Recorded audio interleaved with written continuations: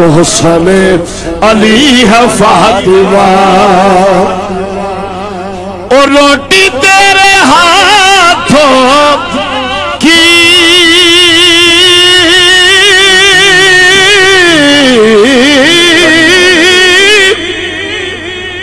روٹی تیرے ہاتھوں کی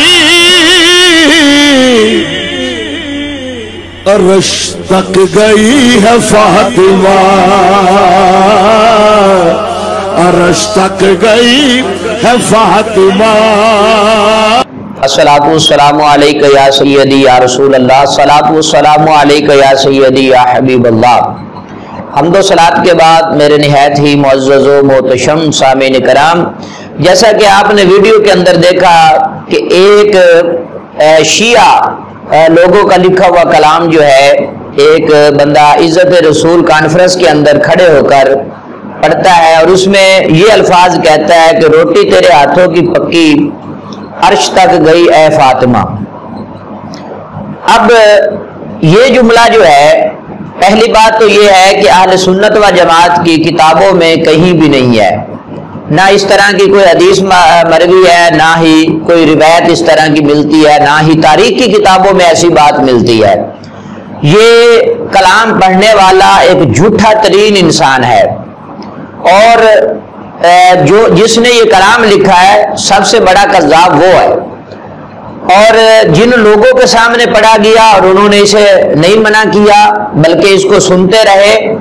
تو وہ بھی اس کے جھوٹ کے اندر سارے کے سارے لوگ شامل ہیں، جیسا کہ عرفان مشہدی ہے، منور شاہ جماعتی ہے۔ ان لوگوں نے اسے مدعو کیا اور اس سے یہ جھوٹا کلام سنا، اور اس کا اہل سنت و جماعت کے علماء نے کوئی بھی اس طرح کی روایت نہیں بیان کی کہ حضرت خاتون جنت رضی اللہ تعالیٰ عنہ کی پکی ہوئی روٹی عرش پر گئی۔ پہلی بات تو یہ ہے کہ ایسا کلام جو ہے جو پڑھا گیا، اور اس طرح کی اکثر بیشتر عجیب و غریب باتیں جو ہیں وہ سٹیج پر سننے کو ملتی ہیں، خاص کر رافضی نقیب، رافضی نعت خواں اور رافضی جو اشعار پڑھنے والے اور لکھنے والے لوگ ہیں، وہ اس طرح کی من گھڑت چیزیں اور جھوٹی چیزوں کی اگاہے بگاہے تشہیر کرتے رہتے ہیں۔ اور سب سے بڑا قصور جو ہے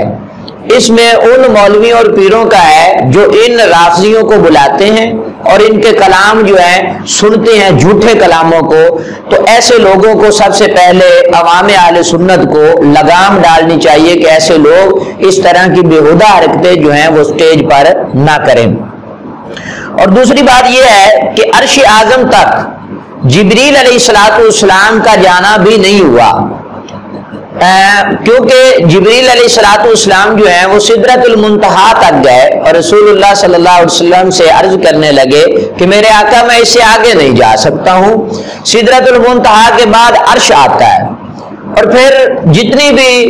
میرے آقا علیہ السلام کی یہ خصوصیت ہے کہ حضور علیہ السلام عرش اعظم پر اللہ رب العزت کے حضور تشریف لے کر گئے۔ مخلوقات میں سے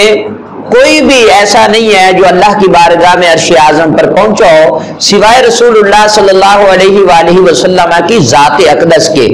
کہ حضور علیہ السلام کی یہ خصوصیات میں سے ہے کہ حضور جو ہیں عرش اعظم پر اللہ تبارک و تعالیٰ کے اذن سے اللہ رب العزت کے حضور تشریف لے کر گئے۔ اور دوسری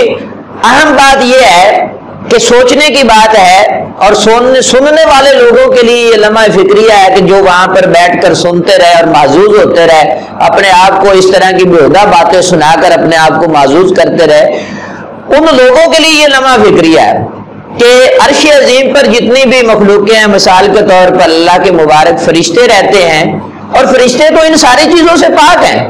روٹی کھانے سے پاک ہیں، پانی پینے سے پاک ہیں، وہ ان ساری چیزوں سے پاک ہیں۔ تو اب روٹی کو عرش پر جانے کا کیا مطلب ہے؟ اور حضرت جبریل امین علیہ السلام جو ہے وہ سدرۃ المنتہا پر رک جاتے ہیں، اور سیدہ کائنات کے ہاتھ کی پکی ہوئی روٹی جو ہے ایک جھوٹا جو کذاب شاعر ہے اس کو بیان کرتا ہے کہ وہ روٹی عرش اعظم پر پہنچ گئی۔ پہلی بات تو یہ ہے کہ روٹی کے عرش اعظم پر جانے کا کوئی سوال ہی پیدا نہیں ہوتا کہ کس مقصد کے لیے وہ گئی ہے۔ اور دوسری بات یہ ہے کہ اگر اس کو جس طرح یہ لوگ کہتے ہیں کہ وہ روٹی جو عرش اعظم پر گئی، تو اس سے کیا حضرت معاذ اللہ حضرت جبریل امین علیہ السلام سے اس روٹی کی شان بڑھ جائے گی؟ کہ حضرت جبریل امین تو سدرۃ المنتہا پہ رک جاتے ہیں اور روٹی جو ہے وہ ان سے آگے چلی جاتی ہے. تو یہ ساری من گڑت اور موضوع باتیں ہیں جو جھوٹی بیان کی گئی ہیں. تو یہ سارا کا سارا اس کے پیچھے بھی لوگ ہیں وہ عرفان مشہدی جیسے اور منور شاہ جماعتی جیسے جو اپنی عقل تو کھو چکے ہیں